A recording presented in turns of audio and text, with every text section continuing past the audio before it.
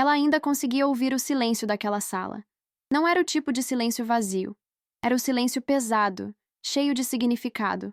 Aquele que vem depois de uma decisão já tomada nos bastidores. Rodrigo estava sentado na cadeira que sempre foi dela, mexendo no computador como se sempre tivesse sido dele, apresentando o sistema que ela criou como se tivesse saído da cabeça dele.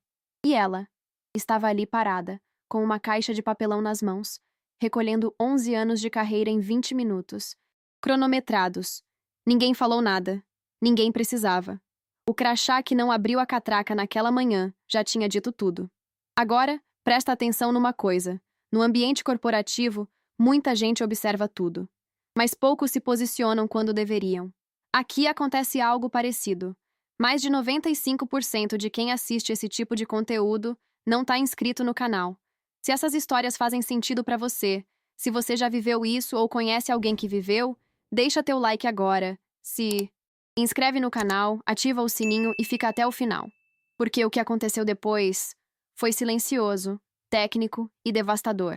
Porque enquanto Rodrigo, Lucas e Verônica achavam que tinham apagado ela do sistema, Iris estava fazendo outra coisa. Algo que nenhum deles imaginava que existia. Mas para entender como uma analista invisível derrubou 3 executivos sem dar um único grito, a gente precisa voltar para o começo daquele dia. O crachá apitou vermelho pela 3ª vez consecutiva. Iris passou o cartão novamente na catraca, mas a trava de metal não se moveu. As pessoas atrás dela na fila começaram a desviar para as catracas ao lado, lançando aquele tipo de olhar que todo mundo conhece. O olhar de quem vê alguém sendo barrado e já imagina o pior. Demissão. Problemas com RH. Suspensão. Ela sentiu o calor subir pelo pescoço. Eram 8h07 da manhã de uma segunda-feira fria de março, e Iris Tavares, depois de 45 dias afastada tratando enxaqueca crônica, estava ali parada, feito uma intrusa na própria empresa. Um segurança se aproximou, constrangido, e murmurou baixinho. A senhora precisa ir no RH, segunda porta à esquerda. Iris engoliu seco. 11 anos de empresa. 11 anos entrando por aquela catraca todo santo dia. E agora, nada. O sistema não a reconhecia mais. Ela pegou a bolsa, desviou do fluxo de funcionários que entravam normalmente e caminhou até o RH com as mãos tremendo, sentindo cada olhar atravessado pelo caminho, cada silêncio pesado que dizia mais que qualquer palavra. A analista de RH, Jéssica, nem levantou os olhos da tela quando Iris entrou na sala. Continuou digitando por alguns segundos intermináveis antes de suspirar, virar o monitor levemente na direção dela e dizer, com uma frieza burocrática e ensaiada: seu contrato foi encerrado antecipadamente. O prazo ia até dezembro, mas a diretoria optou por antecipar a rescisão para 28 de fevereiro. Você foi notificada por e-mail. Iris piscou, processando. 28 de fevereiro. 12 dias atrás. Ela estava de licença médica. Que e-mail? Eu não recebi nada. Eu estava afastada, Jéssica deu de ombros, impaciente, como quem já repetiu aquilo várias vezes. Está no sistema. Comunicado oficial enviado no dia 26. Se não recebeu, o problema é da sua caixa de entrada. Iris sentiu o chão sumir. Não houve reunião. Não houve telefonema. Nenhum aviso. Nenhum pedido de retorno antecipado. Nada. Simplesmente a apagaram. Enquanto ela tomava medicação controlada e dormia 14 horas por dia tentando conter crises de dor, alguém assinou um papel e decidiu que ela não existia mais. Jéssica entregou uma caixa de papelão vazia e um crachá de visitante temporário. Você tem 20 minutos para recolher seus pertences. Depois, precisa devolver o crachá aqui e assinar o termo de devolução de materiais. 20 minutos. 11 anos resumidos a 20 minutos e uma caixa de papelão barata. Iris atravessou o corredor em direção à sala de compliance como se estivesse flutuando fora do próprio corpo. Cada passo ecoava no piso frio de granito. Quando chegou na porta da sala que sempre foi dela, parou. A placa de acrílico ao lado da entrada não tinha mais seu nome. No lugar, em letras pretas recém-impressas, estava escrito: Rodrigo Campelo, Head de Compliance. Rodrigo. Seu subordinado direto. O cara que ela treinou pessoalmente, que perguntava toda semana como configurar relatórios no sistema. que chamava ela de chefe, com aquele tom respeitoso e submisso. Agora ele era o head. Iris empurrou a porta devagar. Rodrigo estava sentado na cadeira dela, mexendo no computador dela, com os pés apoiados na mesa de vidro que ela escolheu quando montaram aquele escritório. Ele olhou para ela por cima da tela, fez uma expressão neutra, tipo quem vê uma ex-colega qualquer, e voltou a digitar. Nenhum cumprimento, nenhum constrangimento, nada. Iris começou a recolher suas coisas em silêncio. A caneca de porcelana com a frase "Keep calm and audit on", que ela ganhou de aniversário. O porta-retratos com a foto do cachorro. O bloco de anotações cor-de-rosa cheio de lembretes técnicos. Enquanto esvaziava a gaveta, ouviu Rodrigo atender uma ligação no viva voz, sem se importar que ela estava ali. Sim, Dr. Fagundes, o Audit Track está funcionando perfeitamente. Eu desenvolvi o sistema pensando exatamente nisso. Rastreabilidade total das operações financeiras. Qualquer movimentação acima de 50 mil fica registrada com o meu protocolo de segurança. Iris congelou. Ele estava se apresentando como o criador do Audit Track, do sistema que ela programou sozinha, que ela construiu do zero, linha por linha durante 2 anos, finais de semana inclusos, sem ajuda de ninguém. Rodrigo continuou falando, agora inflando o peito, gesticulando como se estivesse numa apresentação. Pode ficar tranquilo, presidente. A governança está em boas mãos. Estou implementando melhorias no código original, deixando tudo mais robusto. Iris fechou a caixa devagar, sentindo uma mistura estranha de raiva contida e uma calma quase perigosa. Ela não disse nada. Apenas saiu daquela sala carregando seus pertences. Invisível. Apagada. Descartada. Ao limpar a última gaveta, Iris sentiu algo no fundo, preso entre papéis velhos. Um pendrive azul marinho, pequeno, esquecido. Ela reconheceu imediatamente. Era o backup automático que configurou meses atrás, um protocolo de segurança que rodava toda a madrugada e salvava cópias do servidor do Audit Track em dispositivos externos. Curiosidade técnica. Aquele instinto de quem passa a vida inteira conferindo dados, cruzando informações, procurando inconsistências. Iris olhou para o lado. Rodrigo estava de costas, ainda ao telefone, rindo de alguma piada corporativa. Ela saiu da sala, caminhou até a recepção e pediu licença para usar o computador compartilhado, aquele que ficava disponível para visitantes e que ainda tinha login genérico, sem senha complexa. A recepcionista acenou distraída. Iris inseriu o pendrive, acessou os logs do Audit Track dos últimos 30 dias e começou a rolar a tela. No começo, tudo parecia normal. Transferências rotineiras, pagamentos a fornecedores conhecidos, movimentações dentro do padrão. Mas então, ela viu algo que fez seu estômago revirar. Sua credencial ainda estava ativa. Iris Tavares, analista sênior de compliance, continuava aprovando operações financeiras. Dezenas delas. Ela ampliou os registros e foi descendo, cada vez mais rápido, sentindo o coração acelerar. Transferências milionárias. Contratos com fornecedores que ela nunca tinha ouvido falar. Liberações de pagamento para offshores nas Ilhas Cayman, British Virgin Islands, Panamá. Remanejamento de fundos de investidores. Tudo carimbado com a assinatura digital dela. Certificado digital emitido em nome de Iris Tavares, autorizando operações que somavam mais de 80 milhões de reais nos últimos 30 dias. Só que Iris estava de licença médica. Ela não acessou sistema nenhum. Não aprovou nada. Não assinou nada. Estava em casa tomando remédio controlado, apagada de dor, mal conseguindo olhar para a tela do celular. E ainda assim, ali estavam as aprovações. Todas com o nome dela. Todas com o certificado digital dela.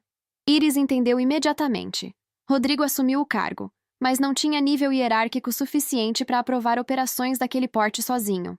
Alguém da TI, provavelmente Lucas Brandt, o coordenador de infraestrutura e amigo pessoal de Rodrigo, manteve a credencial dela ativa de propósito. Eles estavam usando a identidade digital dela para desviar dinheiro. E quando a auditoria externa chegasse, Iris seria a culpada perfeita. A funcionária problemática, demitida por reestruturação, que misteriosamente continuou acessando sistemas mesmo depois de sair. Iris copiou tudo para o pendrive, fechou o navegador, limpou o histórico e saiu da empresa em silêncio absoluto. Não gritou. Não confrontou ninguém. Não mandou e-mail acusatório. Apenas pegou o crachá de visitante, devolveu. No RH, assinou os papéis que Jéssica empurrou na direção dela e foi embora carregando a caixa de papelão e um pendrive que valia 80 milhões de reais em provas. No caminho para casa, sentada no banco do ônibus, ela sentia uma calma estranha, quase cirúrgica. Não era raiva, era clareza. Nos 15 dias seguintes, Iris trabalhou sozinha, trancada no apartamento, cercada de notebooks, monitores e blocos de anotação. Ela recuperou todos os backups que havia feito do Audit Track ao longo dos anos. Cópias de segurança armazenadas em servidores externos criptografados que nem a TI sabia que existiam, configuradas como protocolo de recuperação de desastres.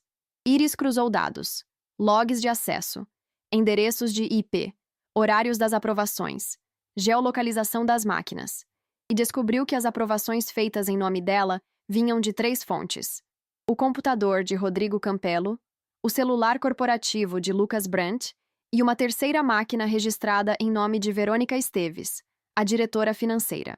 3 pessoas. Uma hierarquia perfeita. Rodrigo executava. Lucas garantia o acesso técnico. Verônica autorizava os destinos finais do dinheiro. Mas Iris tinha deixado algo no sistema que nenhum deles sabia que existia.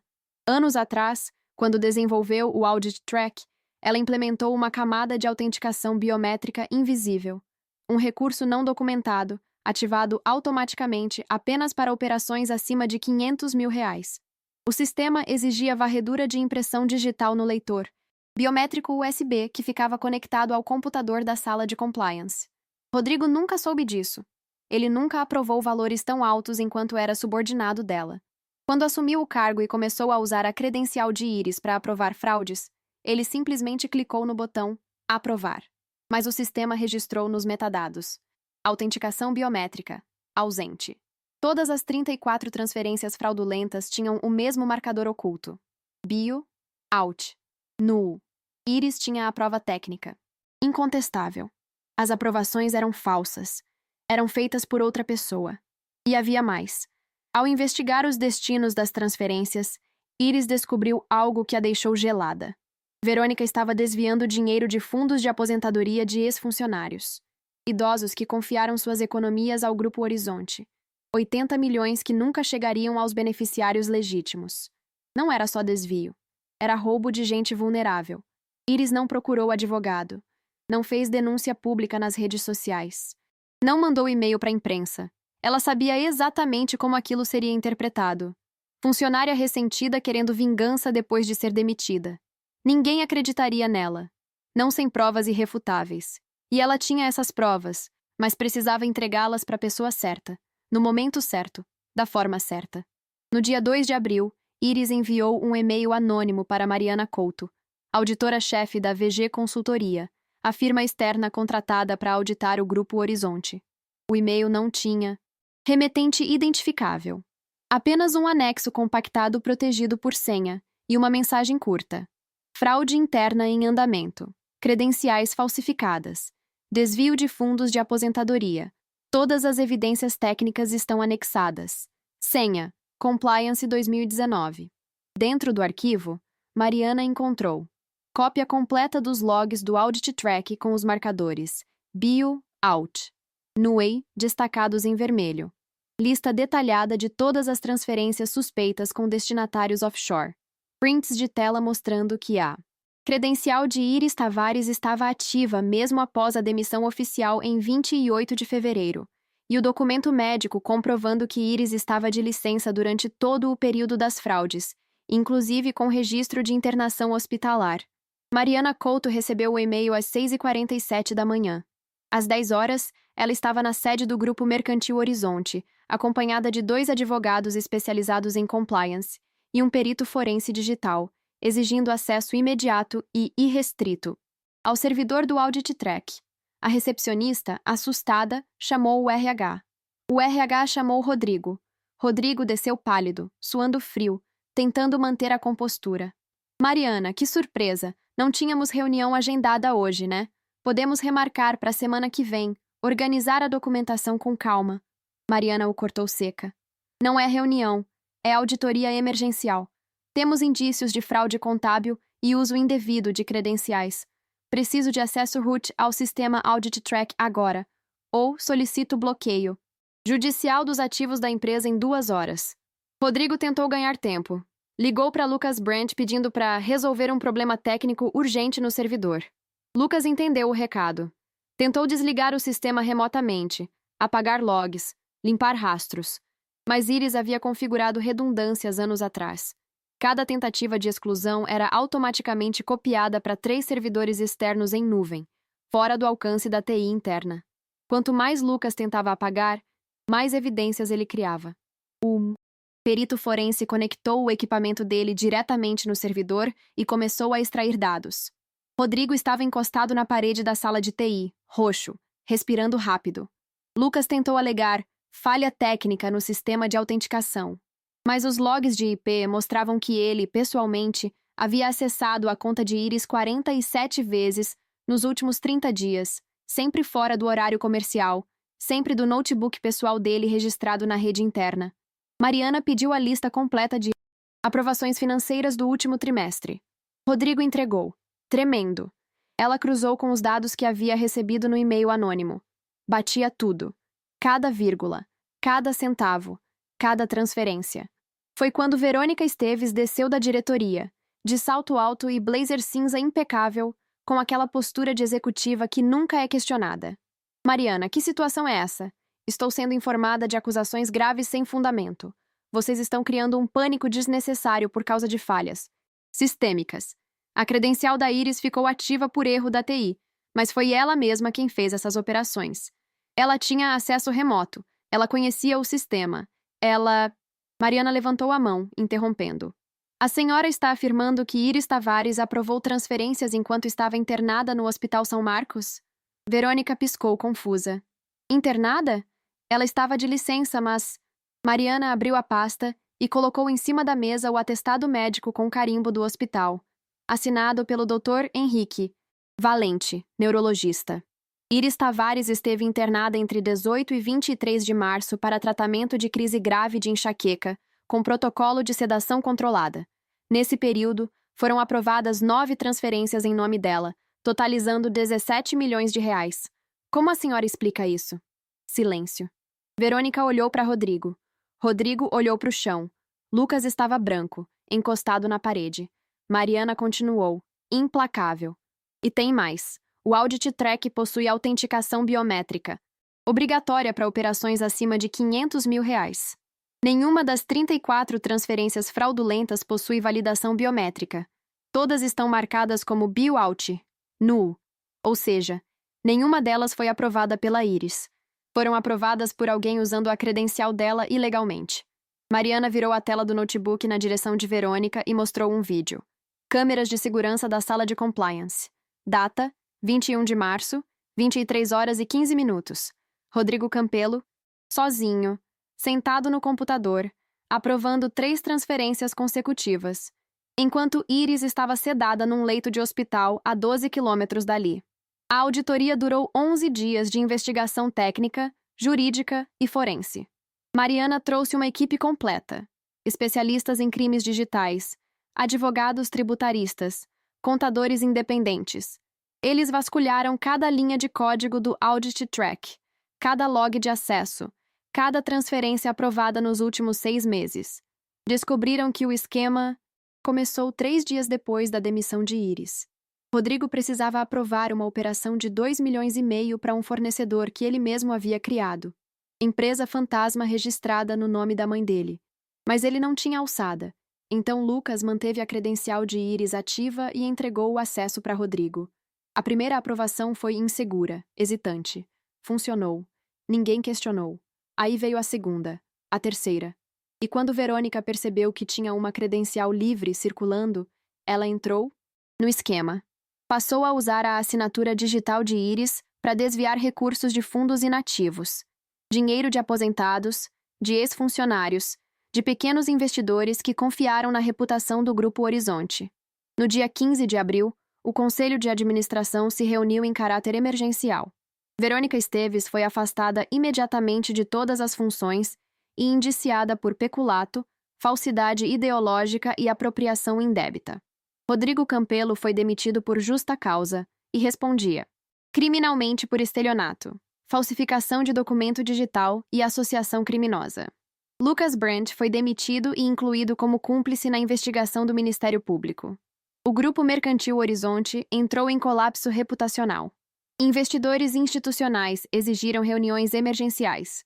Fundos começaram a retirar aportes.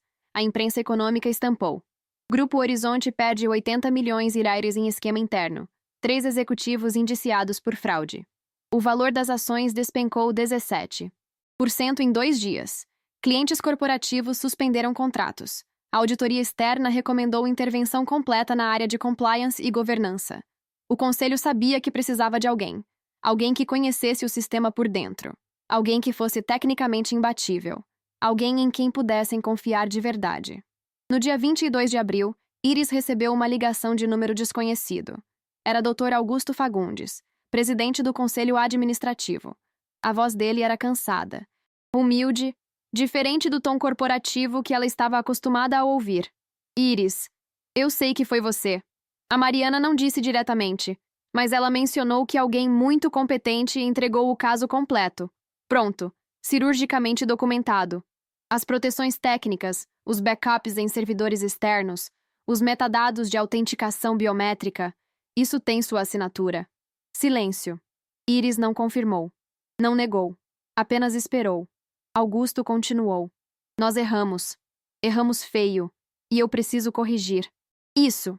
A proposta veio 3 dias depois, por e-mail formal do Departamento Jurídico e do Conselho. Retorno imediato como diretora de Compliance e Governança Corporativa. Salário 140% superior ao anterior. Autonomia total sobre a área. Cadeira no Comitê Executivo. Orçamento próprio para reconstruir compliance do zero.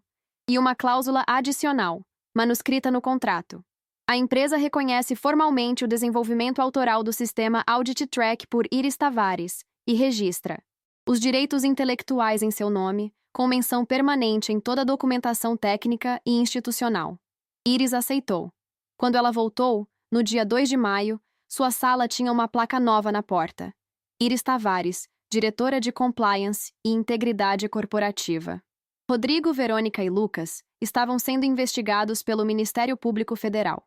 Os fundos desviados foram bloqueados judicialmente e devolvidos integralmente aos beneficiários lesados.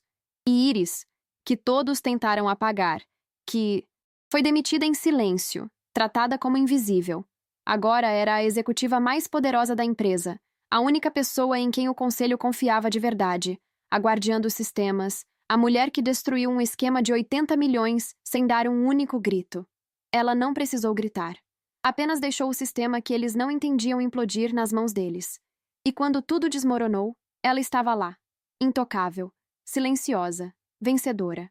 Se você já viveu algo parecido no trabalho, ou conhece alguém que foi subestimado e depois provou seu valor, se inscreva no canal para não perder os próximos relatos. Compartilhe essa história com quem precisa ouvir e comenta aqui embaixo. Você já foi invisível dentro da própria empresa?